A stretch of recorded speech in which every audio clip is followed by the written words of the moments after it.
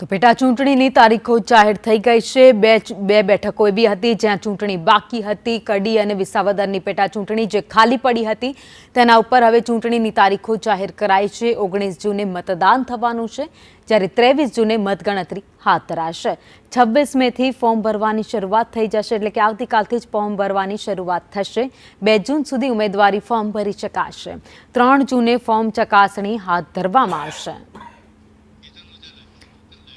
વધુ અપડેટ સાથે સંવાદદાતા કેતન ઓઝા અમારી સાથે જોડાઈ ગયા છે। કેતન, વિસાવદર બેઠક ઉપર ચૂંટણીની જાહેરાત થઈ ગઈ છે। આ વખતે રસપ્રદ જંગ રહેવાનો।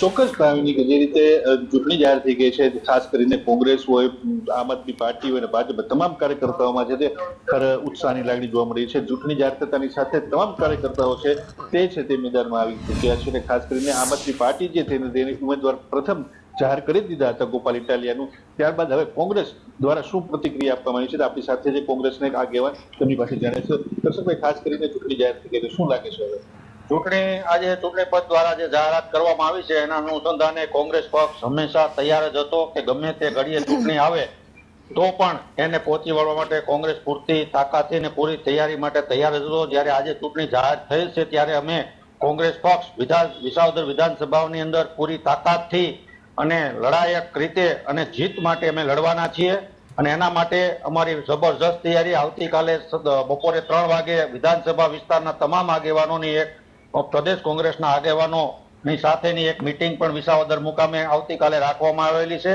એટલે સંપૂર્ણ તૈયારી સાથે અમે 100% જીતવા માટે અને જીતીશું એ તૈયારી માટેની રણનીતિ તૈયાર કરી લીધી છે। ગયા વખતે જે કોંગ્રેસે જાકારો મળ્યો હતો અને જે બધા ભાઈઓની તેને વિજેતા જાહેર કર્યા, તમે સામે હતા, શું કહેશો? ગયા વખતે એક આખો માહોલ કોંગ્રેસ પક્ષમાંથી અમારા ધારાસભ્ય જે ચાલુ હતા હર્ષદભાઈ રીબડિયા એ કોંગ્રેસમાંથી જઈ ભાજપમાં ગયા હતા, એટલે કોંગ્રેસ પ્રત્યે લોકોને અવિશ્વાસ હતો। એવું જ પુનરાવર્તન આ વખતે આમ આદમી પાર્ટીને જીતાવી હતી અને આમ આદમી પાર્ટીના ધારાસભ્ય ભૂપતભાઈ 1 વર્ષ રહીને એ પણ ભાજપમાં વહી ગયા, એટલે આમ આદમી પ્રત્યે પણ લોકોને ખૂબ અવિશ્વાસ છે। કારણ કે આમ આદમી પાર્ટીના લોકોને મફત વીજળી આપશું, ફલાણું આપશું એવી ખોટી વેવડીઓ આપી અને છેતરીને મત લીધા હતા અને છેતરીને લીધા પછી એ ઉમેદવાર તો ભાજપમાં ભળી ગયો। એટલે હવે આ વિસ્તારની જનતા પાસે 2 જ વિકલ્પ છે, કોંગ્રેસ અને ભાજપ। તો ભાજપથી તો તમામ લોકો નારાજ છે, એટલે એક જ વિકલ્પ માત્ર કોંગ્રેસ બેસ્યો છે અને કોંગ્રેસ જંગી બહુમતીથી વિજય થશે। જે રીતે વાત કરવામાં આવે છે તો ખાસ કરીને કાર્યકર્તાઓમાં ઉત્સાહ જોવા મળી રહ્યો છે। ગત વર્ષે જે રીતે ભૂપત ભાયાણીએ પક્ષ પલટો કર્યો હતો તેને લઈને જે વિસાવદર પંથકમાં છે તેમાં ક્યાંક ને ક્યાંક નારાજગી જોવા મળી છે। ખેડૂત નેતા તરીકે જે હર્ષદ રીબડિયાની છાપ ઉભરી હતી તેને પણ સામે જે પક્ષ પલટો કરીને ભાજપમાં ગયા ત્યારે પણ તેની સામે પણ નારાજગી છે। ત્યારે હવે ઉમેદવાર કેવી રીતે પસંદગી કરે છે તે મહત્વનું રહેશે ભાજપ માટે। જી ભાવી, આભાર માહિતી માટે।